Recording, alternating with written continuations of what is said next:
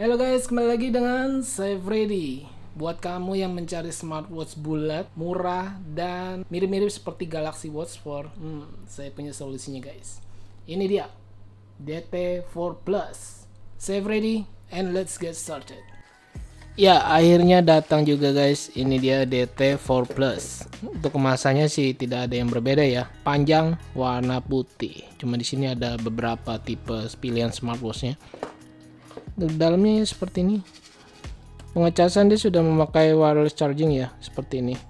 Seperti di tipe-tipe Evo gitu. Keren sih. Jadi tidak menggunakan magnet pin lagi. Untuk user manualnya sendiri menurut saya ini kecil banget ya, mini gitu guys. Untuk aplikasinya dia menggunakan Wear Pro, bisa download di Play Store dan di App Store.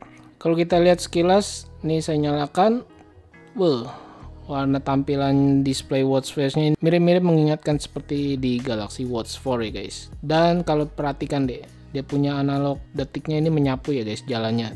Jadi tidak patah-patah gitu. Keren. Seperti jam tangan otomatis. Ngomong-ngomong jam tangan otomatis, nah kalian yang penasaran yang menanyakan ini di review TWS kemarin, ini adalah SKMI tipe terbaru, nanti akan tayang di channel ini. Pastiin kalian sudah subscribe dan nyalakan lonceng di channel ini. Kita lihat untuk bentuk segi desainnya ini bulat, dia tidak terlalu besar banget ya.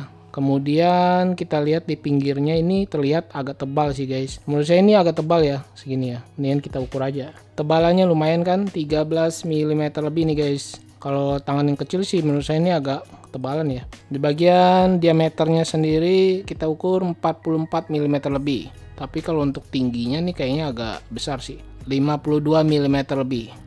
Wow, ini saya ukur dari look to look ya. Sedangkan di bagian strap kalau kita lihat di sini ada tertulis 20 mm ya. Kita ukur juga biar lebih afdol gitu ya. Di bagian look strapnya nih guys, bisa dilihat ya 20 mm. Dia bisa diganti-ganti dengan model strap lainnya yang ukurannya sama. Untuk material strapnya sendiri menurut saya ini cukup bagus, halus, lembut, dan tidak tebal. Kalau kita perhatikan di sininya agak lebar, sedangkan di ujungnya ini menipis guys, atau mengecil ya. Keren sih menurut saya ini. Jadi untuk lengan kecil seperti saya ini masih cocok, jadi tidak lebar semua gitu guys. Kalau di ujungnya nih kalau saya ukur bisa 19 mm lebih. Untuk di bagian displaynya dia ukurannya cukup besar guys, 1,36 inch. Resolusinya juga besar, 390 kali 390 pixel. Menggunakan panelnya ini sudah IPS screen. Wow, ini pastinya mantap ya. Kalau dilihat dari sisi kiri kanan atas bawah ini sudah terlihat dengan jelas, tidak berbayang-bayang gitu guys. Kemudian kita lihat untuk di bagian watch face kita bisa sentuh dan tahan. Ya ternyata tidak bisa guys, malah muncul gini. Kalau kita slide dari pinggirnya ini akan muncul menu pintas kecil seperti di tipe HW ya, seperti ini guys. Dan semuanya ini berfungsi dengan baik. Kemudian kita lihat untuk watch face dia bisa diputar melalui crownnya ini. 2 kali putaran guys, dia baru bisa berganti ya. 1 2 1 2 1 2 ya. Watch face sendiri menurut saya ini cukup bagus ya, ada analog dan digital. Seperti ini simple nih. Saya mengingat di Galaxy Watch 4 juga ada ya watch face seperti ini, keren. Untuk watch face keseluruhannya di smartwatch ini ada 9 pilihan. Kemudian di aplikasinya Wear Pro kita lihat dia tampilan watch face tambahnya seperti ini guys. Kemudian yang di atas ini kita bisa klik dan menambahkan, ini bisa custom ya dari galeri smartphone kita. Di sini ada 3 pilihan custom guys di bagian ini semua ya, bagian atas. Kemudian yang di bawahnya ini kita bisa pilih, semuanya gratis, free, tidak ada yang berbayar. Kalau kita lihat-lihat di bagian pinggirnya ini ada 2 tombol fisik, yang satu crown modelnya, yang satu ini tombolnya agak panjang. Kemudian di belakang dia tidak ada apa-apa ya, hanya ada heart rate sensor aja karena dia bukan memakai pin charger melainkan wireless charging. Kemudian kita lihat lagi di pinggir bawahnya ini ada lubang mic, kemudian di sini juga ada lubang titik-titik ya. Ini untuk speaker, dia bisa Bluetooth call guys. Nanti kita tes untuk speaker suaranya. Material sendiri menurut saya ini cukup solid ya. Dia dari alloy warna hitam dan menurut saya ini tidak terlalu berat sih kalau sama strapnya ini. Saya coba timbang. Beratnya itu hanya 47 gram lebih dikit aja. Tidak sampai 50 gram guys. Mantap.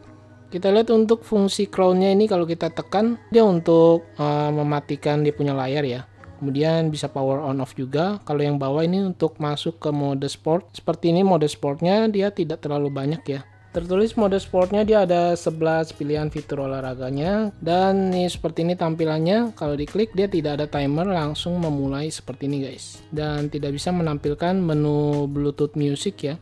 Untuk masuk ke menu utama kita slide ke atas. Nah seperti ini tampilan menu utamanya. Ini ada yang model list. Kemudian untuk mengganti pilihan UI tampilan, kita bisa double klik di bagian crownnya ini guys. Ya seperti ini. Ini keren sih ini. Cuma memusingkan. Kalau ini mantap, bentuknya bulat cycle seperti di Samsung. Lalu ini seperti di Huawei. Ini Smart Style cuma modelnya ini kotak ya. Lalu yang ini modelnya bulat Smart Style-nya. Kalau kita perhatikan di bagian transisi atau layar sentuhnya ini cukup smooth ya. Tidak ada lag, cuma memang sih dibandingkan smartwatch branded lebih baik yang smartwatch branded lah ya. Lebih smooth gitu. Total pilihan UI-nya ini kita coba tes ya. Ini 1, 2, 3, 4, 5, 6. Ya, ada 6 pilihan UI tampilan. Mantap kan? Jadi nggak ngebosenin gitu guys. Watch face banyak, tampilan UI ada 6 dan modelnya bulat. Tapi kalau kita perhatikan dan kita pademin dia punya layarnya guys, bisa dilihat untuk bezelnya ini terlihat agak tebal ya, hitamnya ya kalau kena cahaya gitu guys. Dan yang paling mencengangkan di bagian harga. Untuk harga dari smartwatch ini dihargai sekitar 500 ribuan ya guys. Tidak sampai 5,5 malah. Kemudian kita lihat di bagian dolar, harganya ini 35,11 dolar. Dan ini ada di AliExpress. Untuk kapasitas baterainya sendiri dia 280 mAh, tidak terlalu besar sih ya, tapi tertulisnya dia standby time bisa sampai 15 hari atau 2 mingguan. Selama pemakaian saya kurang lebih sekitar 1 mingguan sih bener ya, baterainya ini cuma turun segini guys, tuh bisa dilihat.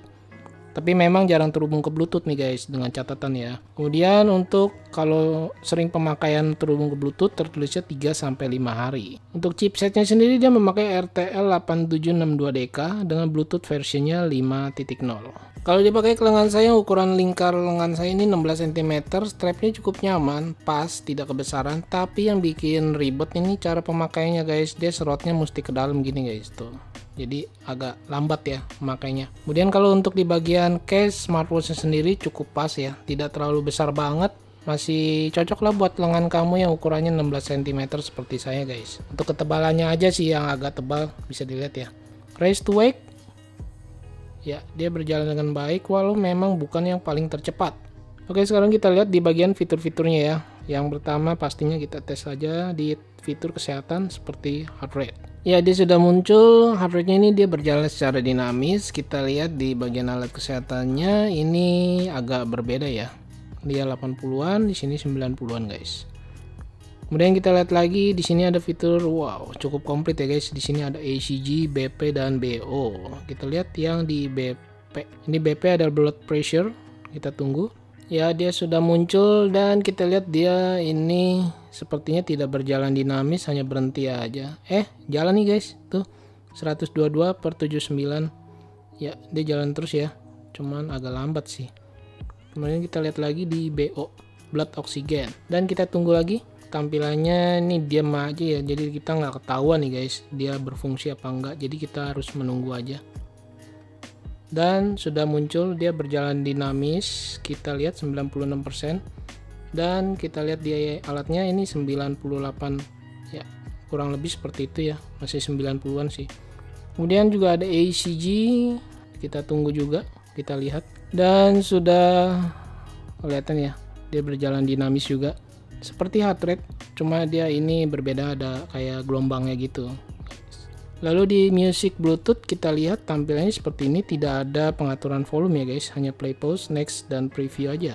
Kemudian fitur lainnya kita lihat ada stopwatch, waiter, flashlight dan kalkulator, pastinya ada nih guys di sini. Yang suka menanyakan ini ada ya. Dia ada fine point, breathe, dan kita lihat di setting. Setting ini ada setting bahasa. Setting bahasa ini cukup banyak guys. Kita bisa pilih bahasa yang bisa kita pakai ya, tergantung dari negara kalian. Tapi tidak ada bahasa Indonesia sih.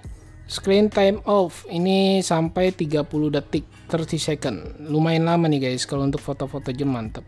Vibrationnya kita bisa setel sampai 3 level ya tingkat getarannya. Dan ini saya sedikit tes suara dari speaker smartwatch DT4 Plus ini. Untuk tampilan telepon masuknya dia seperti ini ya, bisa memunculkan nomor pemanggil. Untuk nama kita harus save dulu guys di aplikasinya. Di sini kita bisa reject dan juga angkat teleponnya langsung. Suaranya cukup kenceng guys.